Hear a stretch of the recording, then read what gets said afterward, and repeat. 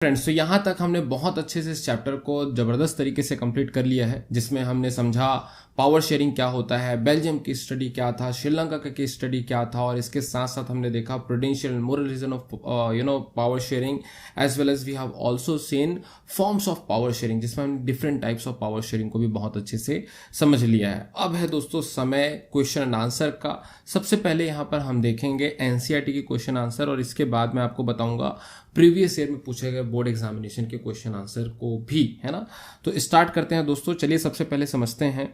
इसमें दिया हुआ है पहला जो क्वेश्चन है, what are the different forms of, यहाँ पर देख सकते हैं, what are the different forms of power sharing in modern democracies, give an example of each of this, है ना। तो different forms of power sharing क्या है भाई, तो मैंने अभी आपको बताया vertical form of power sharing है, horizontal form of power sharing है, कोएलिशन गवर्नमेंट है, कम्युनिटी गवर्नमेंट है ना, सो इंटरेस्ट ग्रुप्स है। तो इन सभी चीज़ों को आपको बहुत अच्छे से समझाना है एक्सप्लेन करते हुए, है ना। इसके बाद है state one prudential reason and one moral reason for power sharing with an example from the Indian context. तो प्रूडेंशियल और moral reason of power sharing को भी मैंने समझा दिया है आपको। इसका एक एक एग्जांपल हम भारत से दे सकते हैं। जैसे फॉर एग्जांपल प्रूडेंशियल की बात करें तो प्रूडेंशियल में जो रिजर्वेशन वाला कॉन्सेप्ट है, तो वो किसका एग्जांपल है, प्रूडेंशियल, जिसमें हमने सोशल ग्रुप्स के साथ में पावर को शेयर किया है। उसके साथ ही अगर आप मोरल की बात करें तो मोरल में जो डिसेंट्रलाइजेशन वाला टॉपिक है वो किस में आ जाएगा, आपका moral reason of power sharing में आ जाता है दोस्तों, है ना। आगे बढ़ते हैं। नेक्स्ट है यहाँ पर 3 स्टेटमेंट दिया हुआ है, और तीनों स्टेटमेंट में आपको बेसिकली पता करना है कि कौन सा स्टेटमेंट जो है वो सबसे अच्छा है ना। तो यहाँ पर अपन देखेंगे थॉमन यहाँ पर बोल रहे हैं कि power sharing is necessary only in societies which have religious, linguistic और एथनिक डिवीजन। तो ये बोल रहे हैं कि पावर शेयरिंग सिर्फ वहीं पर सही है जहां पर डाइवर्सिटी होती है, एथनिसिटी होती है, on the basis of religion, culture, बाकी चीज़ों के आधार पर। यहाँ पर सेकेंड है मथाई। तो मथाई यहाँ पर बोल रहे हैं कि power sharing suitable only for big countries that have regional divisions. तो ये कह रही हैं कि पावर शेयरिंग सिर्फ बड़े देशों के लिए सही होता है जहां पर रीजनल डिविजन्स होते हैं। जबकि औसिफ बोल रहे हैं कि every society need some form of power sharing even if it is small और does not have social divisions, है ना। तो औसिफ बोल रहे हैं कि चाहे वो देश बड़ा हो चाहे छोटा हो, डाइवर्सिटी हो चाहे ना हो, पावर शेयरिंग कंपलसरी है, होना ही चाहिए, है ना। तो ये तीनों में से आपको लगता है क्या क्या सही होना चाहिए, कमेंट सेक्शन में बताइएगा।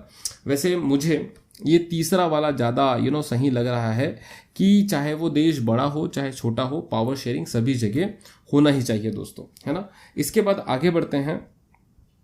अब यहाँ पर एक और क्वेश्चन है, the mayor of Merchtem, a town near Brussels in Belgium, has defended a ban on speaking French in towns school. He said that the ban would help all non-Dutch speakers integrate in the Flemish town. Do you think that this measure is in keeping with the spirit of Belgium's power sharing arrangements? Give your reason in about 50 words, है ना। तो ये दोस्तों जो mayor साहब का decision है कि फ्रेंच भाषा को बैन कर दिया जाए ताकि सभी नॉन फ्रेंच लोग, डच लोग एक साथ आकर मिल जाए फ्लेमिश रीजन में, वो बिल्कुल ही गलत है ना। क्योंकि ये बेल्जियन कॉन्स्टिट्यूशन के खिलाफ है, क्योंकि बेल्जियन कॉन्स्टिट्यूशन में भाषा के आधार पर, लैंग्वेज के आधार पर डिस्क्रिमिनेशन बंद कर दिया गया था। तो ये जो है ये बेल्जियन कॉन्स्टिट्यूशन के खिलाफ होगा, वहाँ के मॉडल ऑफ गवर्नेंस होता है उसके खिलाफ होगा। तो मेयर साहब का डिसीजन यहाँ पर बहुत ही ज़्यादा गलत है दोस्तों, ऐसा नहीं करना चाहिए, बल्कि liberty of speech, liberty of language होना चाहिए इस पूरे एरिया में। ओके, आगे बढ़ते हैं। नेक्स्ट है यहाँ पर पांचवा, यहाँ पर एक पैसेज दिया हुआ है जिसको हम पढ़ते हैं, देखते हैं कि क्या है इसमें। We need to give, यहाँ पर दिया है, read the following passage and pick out any one of the prudential reason from following power sharing offered in this.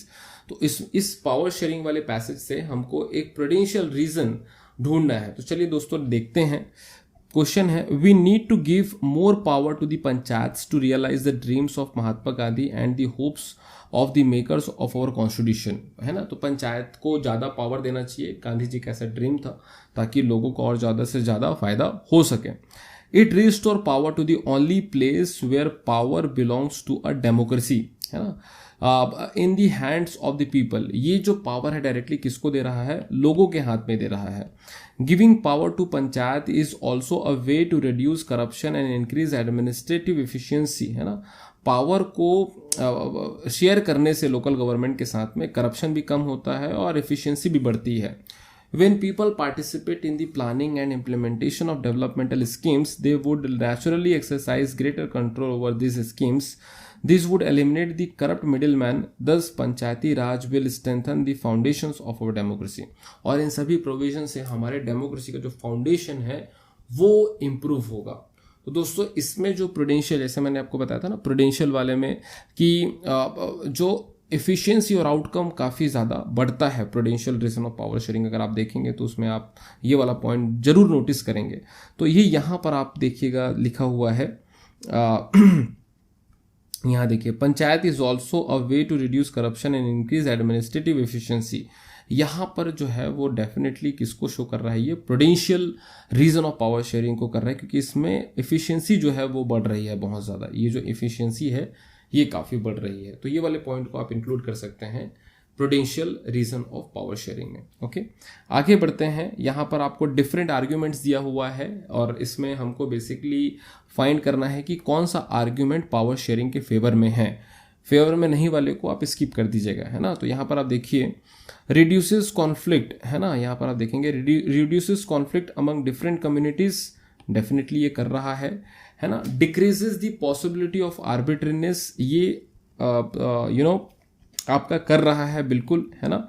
इसके बाद में देखिएगा डिलेज डिसीजन मेकिंग प्रोसेस, ये निगेटिव में चले जाता है, तो ये नहीं कर रहा है दोस्तों, है ना, इसको रॉन्ग कर दीजिए। अकोमोडेट डाइवर्सिटीज, तो डेफिनेटली डाइवर्सिटी को ये अकोमोडेट करता है। इंक्रीजेज इनस्टेबिलिटी एंड डिवाइसिवनेस, तो ये आपका निगेटिव में चले जाता है। Promotes peoples participation in government, ये बिल्कुल हो रहा है। और undermines unity of the country, ये भी दोस्तों आपका निगेटिव में चले जाता है ना। तो इसलिए यहाँ पर जो है ये पहला वाला जो स्टेटमेंट है वो बिल्कुल सही होगा। ABDF, यहाँ पर आप देख सकते हैं ABDF, ये आपको यहाँ पर दिखाई दे रहा है ना। आगे बढ़ते हैं दोस्तों, नेक्स्ट है, consider the following statement about power sharing arrangements in Belgium and yes. तो यहाँ इसको हम कर लेते हैं बहुत अच्छे से। Consider the following statement about the power sharing arrangements in Belgium and Sri Lanka, है ना। तो यहाँ पर देखना है कि कौन सा करेक्ट है और कौन सा इनकरेक्ट है, तो सिर्फ हमें करेक्ट वाले को ही देखना है। तो यहाँ पहला देखते हैं, in Belgium the Dutch speaking majority people try to impose their dominance on the minority speaking French speaking community. ये गलत स्टेटमेंट है, ऐसा नहीं हुआ था बिल्कुल भी बेल्जियम में, क्योंकि बेल्जियम में फ्रेंच एंड डच काफ़ी अच्छे से कॉन्स्टिट्यूशन में चेंजेस हो जाने के बाद में रह रहे थे, तो ये ए वाला तो नहीं ही होगा, है ना। बी देखते हैं, in Sri Lanka the policies of the government sought to ensure the dominance of the Sinhala speaking majority. हाँ, यहाँ पर जरूर हुआ था कि सिन्हाला ने तमिल लोगों के ऊपर अपना डोमिनेंस किया था दोस्तों, है ना। उसके बाद सी है, the Tamil in Sri Lanka demanded a federal arrangement of power sharing to protect their culture, language and equality of opportunity in education and jobs. ये भी सही है कि तमिल लोगों ने ये डिमांड किया था कि उनको भी इक्वल अपॉर्चुनिटीज मिलना चाहिए। उसके बाद देखिए, the transformation of Belgium from unitary government to a federal one prevented a possible division of the countries on linguistic lines. ये भी सही है, क्योंकि पहले बेल्जियम में सिर्फ एक ही सरकार हुआ करती थी, फिर उन्होंने मल्टीपल गवर्नमेंट को फॉलो किया, जिसकी वजह से वहाँ जो कॉन्फ्लिक्ट हो सकता था, सिविल वॉर हो सकता था बेल्जियम में, वो वहाँ पर नहीं होता है। एक सोशल हार्मोनी, एक ब्रदरहुड प्रिवेल होता है पूरे देश में, क्योंकि उन्होंने अपने पावर को शेयर किया। तो ये भी बिल्कुल ही सही स्टेटमेंट है ना। So basically this B, C and D is correct. A को यहाँ पर हम नहीं कर सकते, तो B, C, D किस में दिख रहा है, इसमें दिख रहा है दोस्तों। So this will be the correct one, है ना। आगे बढ़ते हैं, नेक्स्ट है, आपको ये मैच करना है। अब देखिए यहाँ पर, power shared among different organs of government. तो डिफरेंट ऑर्गन्स ऑफ गवर्नमेंट मतलब होता है लेजिस्लेचर, एग्जीक्यूटिव और जुडिशरी। इसी लेजिस्लेचर, एग्जीक्यूटिव और जुडिशरी में जो पावर है वो सभी का सेपरेट होता है, कि लेजिस्लेचर जो है कानून बनाएगा, एग्जीक्यूटिव उसको इम्प्लीमेंट करेगा, और कहीं कोई प्रॉब्लम आता है तो उसका जजमेंट कौन देगा, जुडिशरी देगा। तो सभी का पावर सेपरेट है। So this will come under the separation of power. First one will come under the separation of power दोस्तों, है ना। तो फर्स्ट का ये बी कर लीजिएगा आप। ओके, आगे बढ़ते हैं, नेक्स्ट है यहाँ पर इसको यहाँ पर बना ही देते हैं। पहले का हो गया आपका B, power shared among government at different levels. तो डिफरेंट लेवल में जब पावर को शेयर करते हैं तो ये होता है federal, that is from vertical to state government to local government. तो ये किस में आ जाएगा दोस्तों, आपका फेडरल में आ जाएगा। उसके बाद यहाँ पर आप देखेंगे power shared by different social groups. तो डिफरेंट सोशल ग्रुप्स में कौन सा आ जाएगा आपका, कम्युनिटी गवर्नमेंट वाला आ जाएगा, जिसमें हमने कम्युनिटी गवर्नमेंट भी देखा था, हमारे देश का जो रिजर्वेशन पॉलिसी भी देखा था। उसके बाद है आपका पावर शेयर्ड बाय 2 और मोर पॉलिटिकल पार्टीज। तो ये किस में आ जाएगा दोस्तों, कोएलिशन गवर्नमेंट में आ जाएगा, जिसमें हम पावर को डिफरेंट पॉलिटिकल पार्टीज के साथ में शेयर कर रहे हैं। तो पहले का हो जाएगा बी, दूसरे का हो जाएगा डी, है ना। तो पहले का बी, दूसरे का डी, तीसरे का हो जाएगा ए और चौथे का हो जाएगा दोस्तों सी। तो इस तरीके से ये जो सी वाला ऑप्शन है that is the correct option, है ना। आगे बढ़ते हैं दोस्तों, नेक्स्ट है यहाँ पर consider the following two statement on power sharing and select the answer using the codes given below। तो यहाँ पर दो आपको स्टेटमेंट दिया हुआ है। The first one is power sharing is good for democracy and second one is it helps to reduce the possibility of conflict between social groups. तो यहाँ पर दोनों ही देखते हैं सही है कि नहीं है। Power sharing is good for democracy, ये बिल्कुल सही है। उसके बाद सेकेंड है it helps to reduce the possibility of conflict between social groups, ये भी दोस्तों बिल्कुल सही स्टेटमेंट है। तो इसलिए ए और बी दोनों ही करेक्ट हैं, है ना। So both A and B are true. तो ये वाला सही होगा, both A and B are true, yes correct. Okay, तो इस तरीके से आपके पूरे एनसीईआरटी के जो क्वेश्चंस हैं दोस्तों यहाँ पर ये कंप्लीट हो जाते हैं। आई होप सभी क्वेश्चंस आपको बहुत अच्छे से समझ में आया होगा। इसके बाद जो नेक्स्ट हम देखेंगे वो है प्रीवियस ईयर में पूछे गए क्वेश्चंस। बहुत ही इंपॉर्टेंट क्वेश्चंस हैं। मैं आपको अभी टोटल 14 क्वेश्चंस बता रहा हूं जो पिछले 5 से 7 साल के क्वेश्चन पेपर में आए हुए क्वेश्चंस हैं, और ये सब के सब बहुत इंपॉर्टेंट है और बहुत ही ज़्यादा इंपॉर्टेंट वैल्यू लेके चलते हैं।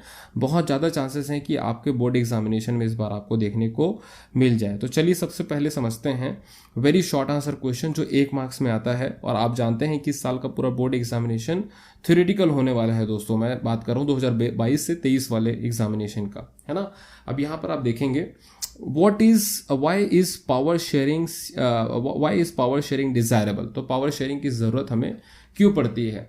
तो दोस्तों पावर शेयरिंग इसलिए डिजायरेबल है क्योंकि पावर शेयरिंग करने से सोशल जो कॉन्फ्लिक्ट होता है वो कम होता है, स्टेबिलिटी बढ़ती है, परफॉर्मेंस बढ़ता है, नेशनल यूनिटी और इंटीग्रिटी बढ़ती है ना। तो इस वजह से पावर शेयरिंग काफ़ी ज़्यादा डिजायरेबल है, लोगों का पार्टिसिपेशन भी काफ़ी अच्छा हो जाता है ना।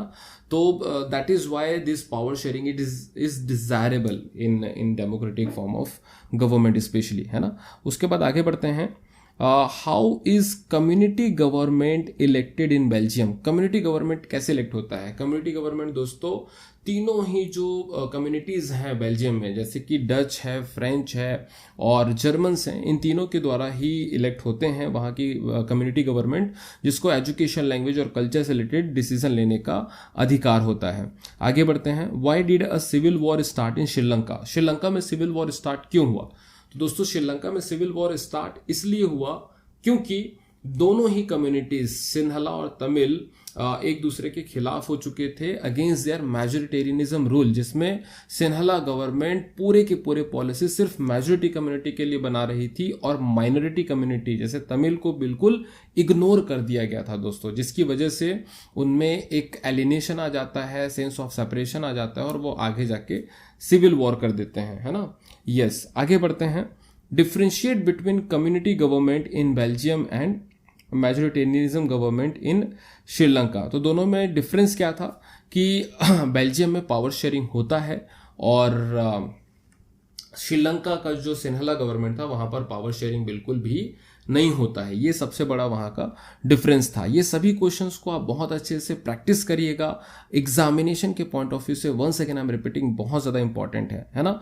और एक चीज़ मैं और आपको बताना चाहूँगा दोस्तों, इन सभी क्वेश्चंस के आपको आंसर अगर मेरी तरफ से चाहिए तो आपको हमारा टेलीग्राम चैनल सब्सक्राइब करना पड़ेगा, जिसका नाम है यहाँ पर प्रवीण एकेडमी SST NTSC। लिख देता हूँ मैं यहाँ पर प्रवीण एकेडमी, है ना, एकेडमी SST and NTSC, ये हमारे टेलीग्राम चैनल का नाम है। तो इसका लिंक भी मैं आपको दे दूंगा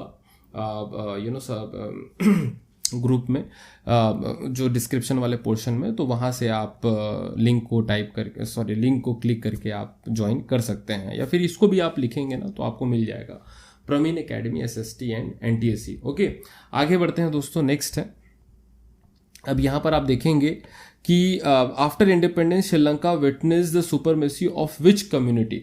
तो विच कम्युनिटी का सुपरमेसी था भैया, तो किनका था, सिन्हला ग्रुप का था, है ना। अब उसके बाद आगे बढ़ते हैं, और उनको आज़ादी कब मिलती है, 1948 में, है ना।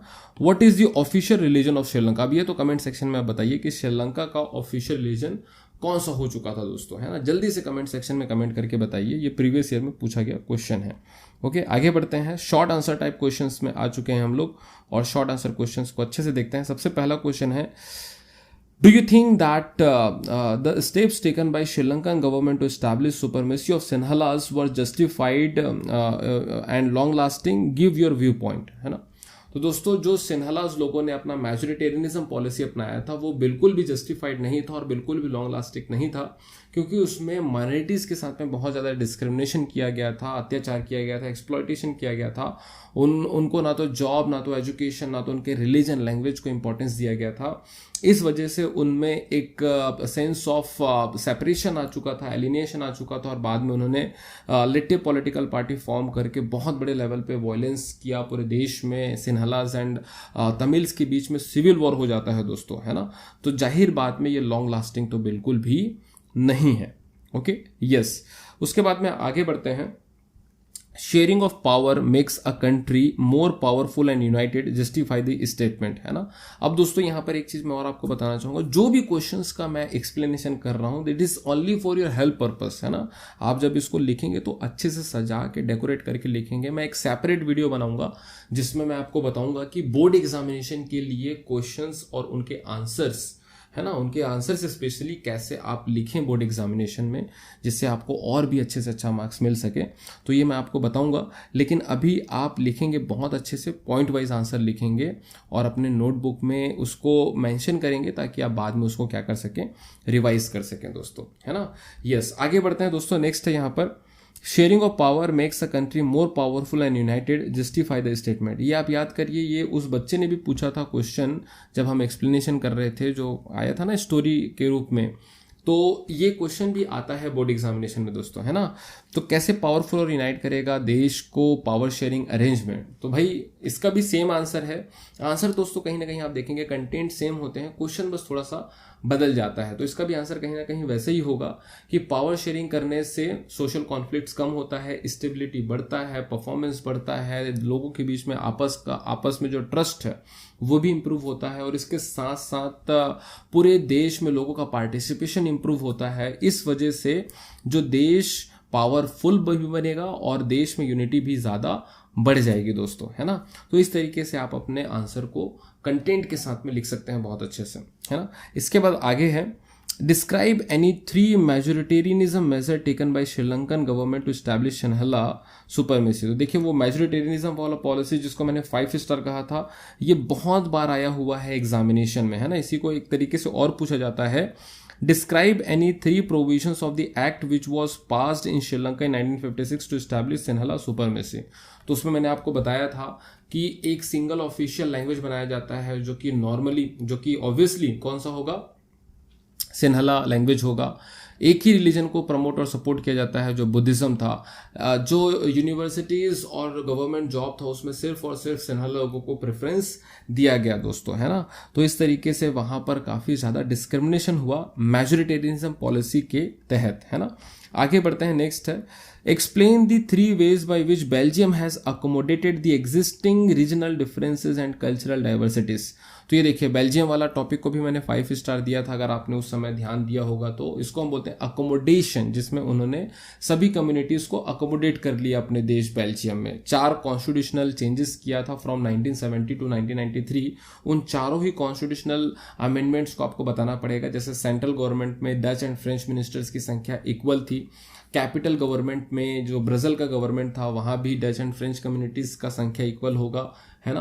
और इसके अलावा जो स्टेट गवर्नमेंट को बहुत ज़्यादा पावर मिला सेंट्रल गवर्नमेंट की तरफ से, इसलिए स्टेट गवर्नमेंट के पास अब खुद का पावर है, खुद का फंक्शन है, तो स्टेट गवर्नमेंट अब सब ऑर्डिनेट नहीं रहेगी किसकी, सेंट्रल गवर्नमेंट की, है ना, क्योंकि उनके पास में अब खुद का पावर आ चुका है। और चौथा, सभी कम्युनिटीज़ का रिप्रेजेंटेशन इंश्योर करने के लिए, स्पेशली जर्मन को भी इंक्लूड करने के लिए, जर्मन स्पीकिंग कम्युनिटी को भी इंक्लूड करने के लिए एक नया गवर्नमेंट बनाया गया जिसको हम कहते हैं कम्युनिटी गवर्नमेंट, जो कि आया था बेल्जियम में, काफ़ी सक्सेसफुल भी रहा, जो कि लैंग्वेज, कल्चर, एजुकेशन से रिलेटेड डिसीजन ले सकता था। तो ये जो 4 अमेंडमेंट हुए हैं इन्हीं को आपको यहाँ पर मेंशन करना है। यहाँ पर इसी क्वेश्चन को एक तरीके से और पूछा जाता है, that is highlight the measures adopted by the Belgium constitution for the prevention of conflicts in Belgium. और इसी को एक तरीके से और पूछा जाता है, that is explain how Belgium was able to solve her ethnic problems, है ना। तो देख सकते हैं कितने टाइप से ये क्वेश्चन आता है और बहुत बार ये क्वेश्चन आया हुआ है प्रीवियस ईयर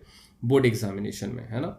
अब उसके बाद दोस्तों नेक्स्ट है यहाँ पर that is long answer type questions. 5 marks का ये क्वेश्चन है। आगे देखते हैं क्या क्या इसमें क्वेश्चंस हैं। पहला है, compare the situations of Belgium and Sri Lanka considering their location, size and cultural aspects. तो इसमें बेसिकली आपको डिफरेंस लिखना है बिटवीन बेल्जियम एंड श्रीलंका। जैसे कि मैं लोकेशन की बात करूँ तो बेल्जियम यूरोप में आता है और श्रीलंका एशिया में आता है, इंडिया के साउथ में लोकेटेड है ना। दूसरा, अगर पॉपुलेशन की बात करें तो बेल्जियम का पॉपुलेशन लगभग 1 करोड़ के आसपास है, श्रीलंका का पॉपुलेशन लगभग 2 करोड़ के आसपास है। अगर इसके अलावा हम वहाँ पर कल्चर की बात करें, इतनी डाइवर्सिटी की बात करें, तो बेल्जियम में बेसिकली 3 कम्युनिटीज़ रहती हैं, फ्रेंच है, डच है, जर्मन्स हैं, डिफरेंट पॉपुलेशन के साथ में। और उसी के अलावा अगर श्रीलंका की बात करें तो वहाँ भी डिफरेंट कम्युनिटीज़ है, जैसे कि सिन्हलाज हैं, तमिल्स हैं, है ना, क्रिश्चियंस हैं। तो इस तरीके से आप इसको अच्छे से मैनेज कर सकते हो दोस्तों। बढ़िया से 2 कॉलम बना के अच्छे से सुंदर हैंड राइटिंग के साथ में लिखिएगा। आगे बढ़ते हैं। What is the idea of power sharing emerge? How is the idea of power sharing emerge? Explain different forms that have common arrangements of power sharing, है ना। तो पावर शेयरिंग का आइडिया कैसे आया? Against the one rule, one body rule के against में हमने power sharing को दिया था।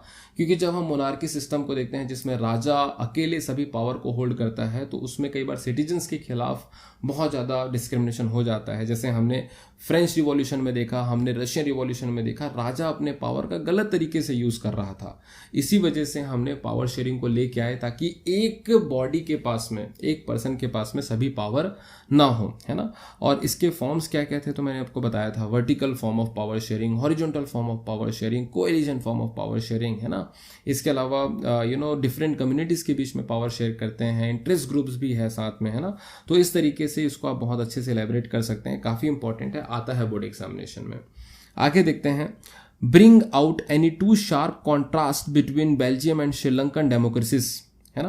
तो ये 2 शार्प कॉन्ट्रास्ट आप क्या कर सकते हैं, पावर शेयरिंग एक देश में हुआ और पावर शेयरिंग एक देश में नहीं हुआ। तो पावर शेयरिंग हुआ तो कैसे हुआ, तो वो अकोमोडेशन वाला थोड़ा सा आप एक्सप्लेन कर सकते हैं। पावर शेयरिंग नहीं हुआ तो कैसे नहीं हुआ, तो आप थोड़ा मेजोरिटेरियनिज्म वाला एक्सप्लेन कर सकते हैं इसमें। तो इस तरीके से आप इस क्वेश्चन को बहुत अच्छे से हैंडल कर सकते हो। इसी को एक तरीके से और बोला गया है, how have Belgium and Sri Lanka dealt with the question of power sharing differently. तो भाई बेल्जियम में अकोमोडेशन थ्योरी अपनाया गया और श्रीलंका में मेजोरिटेरियनिज्म पॉलिसी अपनाया गया। श्रीलंका ने अकोमोडेट किया सभी को, इसलिए वहाँ पर पीस और हार्मोनी है पावर शेयरिंग के माध्यम से, जबकि श्रीलंका में पावर शेयरिंग बिल्कुल नहीं हुआ, मेजोरिटी ने सभी चीज़ों को एंजॉय किया, इसीलिए श्रीलंका में आया सिविल वॉर, है ना। आगे बढ़ते हैं, नेक्स्ट है 14 नंबर का question, explain 2 reasons as to why power sharing is desirable. तो इसमें जो प्रूडेंशियल और moral reason of power sharing है ये आपको बहुत अच्छे से दोस्तों समझाना है ना। तो इस तरीके से यहाँ पर हमने सभी क्वेश्चंस को बहुत ज़बरदस्त तरीके से देख लिया है और मैं फिर से यहाँ पर रिपीट करना चाहूँगा कि ये सभी क्वेश्चन जो है बोर्ड एग्जामिनेशन में आता है और अगर इसके आपको कंप्लीट आंसर चाहिए तो आपको हमारा टेलीग्राम चैनल जिसका नाम है Praveen academy SST and NTSE इसको सब्सक्राइब कर लेना है, ज्वाइन कर लेना है। और जैसे ही आप ज्वाइन करते हैं ये सभी क्वेश्चंस के आंसर हम आपको प्रोवाइड करेंगे दोस्तों उसमें, है ना। तो इस तरीके से, और हाँ एक चीज़ और यहाँ पर मैं मेंशन करना चाहूँगा, इसका जो आपको नोट्स देखने को मिलेगा, ये जो नोट्स है ये भी हम आपको प्रोवाइड कर देंगे हमारे टेलीग्राम चैनल में। तो उसके लिए सबसे पहले आपको ज्वाइन करना पड़ेगा और कमेंट सेक्शन में हमने जितने भी क्वेश्चंस आपको पूछे हैं उसमें आप वहाँ पर रिप्लाई कर सकते हैं, अपने डाउट्स वहाँ पर पूछ सकते हैं। And at the same time अगर आपने हमारे चैनल को अभी तक सब्सक्राइब नहीं किया है दोस्तों तो बिल्कुल सब्सक्राइब कर लीजिए, क्योंकि अब हम ऐसे ही मज़ेदार और इंटरेस्टिंग और ज़बरदस्त वीडियोस आप सभी के लिए लाते रहेंगे। So if you have not liked our video then please like our video and subscribe to our channel. We will meet in the next video. Till then bye bye, take care, thank you.